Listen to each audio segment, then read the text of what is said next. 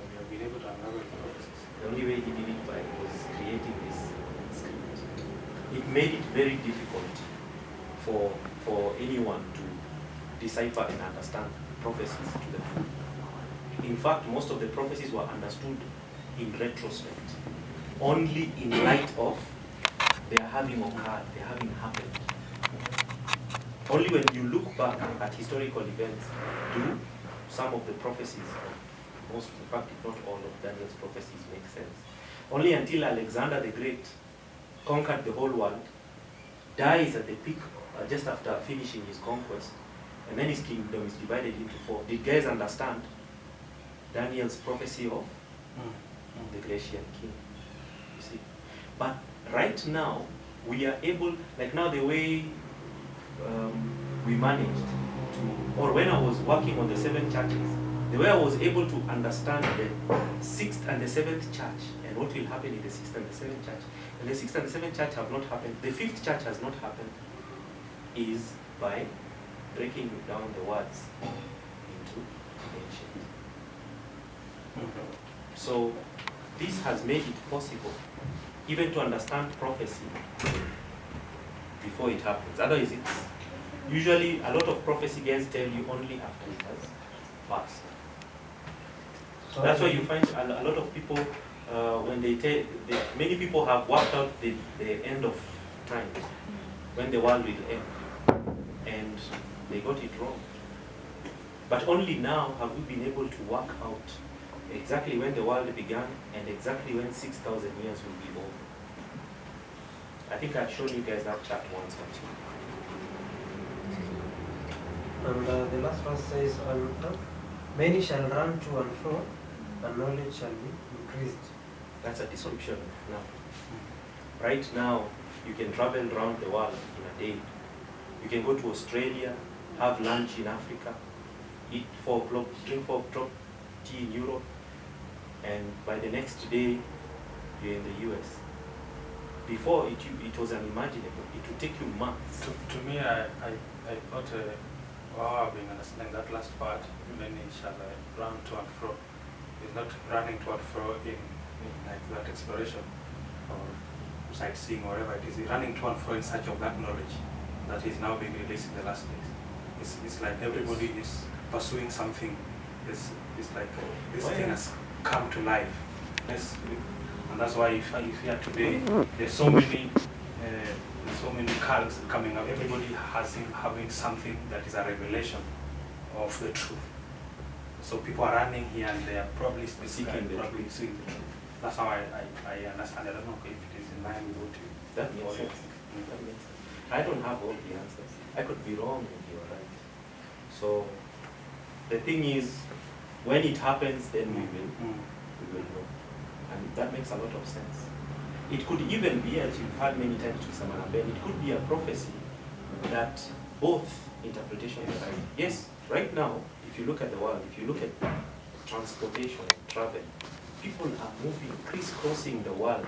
The number of people who are traversing continent to continent, country to country, has never been seen in that magnitude, that volume in the history of the whole world. Air travel. Yeah, air travel, trains. It's never been like it is right now. And then also the running around, the busy bodiness of people, seeking knowledge, seeking this, seeking that. We've never seen that kind. And even with the access to knowledge and internet. Knowledge shall increase. Actually, they say we know more in the last 50 years than the entire history of the world since creation. We have learned more in the last 50 years. And now they are saying it is the rate of increase of knowledge has reached such a level that I think every 10 years we double the entire knowledge of man. Like 10 years ago, what we knew 10 years ago, we know twice that now.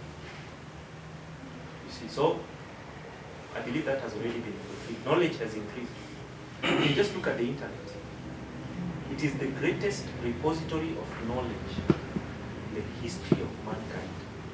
All the great libraries, the Library of Alexandria, there was another one in India, I think the Grecian, the one that Nani destroyed, Persian. They don't compare to the internet. you have access to the knowledge of the whole world. So knowledge has increased. Okay? Now, let's get back to Ayin. So the eye, sight, to see. Okay? That's the object, the eye. The action is to see, to perceive through the senses. And Ayin represents all the senses because it is the most acute, the most profound, the most intense of the senses that we have. Okay? And the most active. You're not tasting food the whole day. You're not touching and feeling the whole day. You're not smelling the whole day. But the eye is active from the moment you wake up until you go to sleep. So that's why it is used to represent all the senses. So, even in sleep, your eye, I believe, is active. but see, you can't be seeing and your eyelids are closed. Maybe you can be aware of illumination, but it's not really seen. So the eye represents all the senses. The concept behind this is sense experience. And that's why this letter is used like Adam and Eve, when they ate the fruit, they now had yada, knowledge of good and evil through experience. You know, many times this is a good example of how Daniel sealed up the book. And it is only understood when we start looking at the ancient writing, now that it's been revived. By the way, this has been revived the last 100 years. Until the 19th century, nobody understood or knew the old script. They only knew this one. So yada, yod, to give, dalet, beginning, ayin, sense experience. So the beginning of knowing something practically. Yada is the word used when Adam and Eve ate the fruit. Many people think Adam and Eve were like children.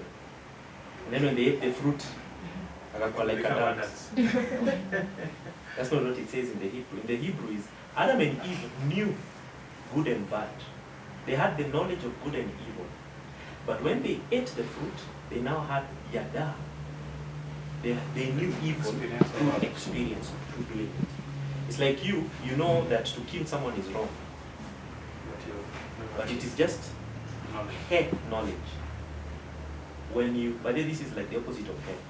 Head is by revelation. This is by doing.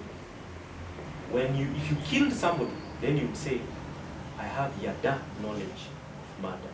I have killed someone practically. And on a more humorous note, when it says Adam did not know Eve, after they left the Garden of Eden, it said Adam now yada Eve. He knew Eve through experiential knowledge. Because you cannot say they came out of the Garden of Eden, then he looks at Eve and says, oh, who are you? No, they knew each other in the garden, but they did not have experiential knowledge of each other. So does yada make sense now? It is knowledge acquired through the senses. Touch, smell, taste, sight. I think it's just interesting how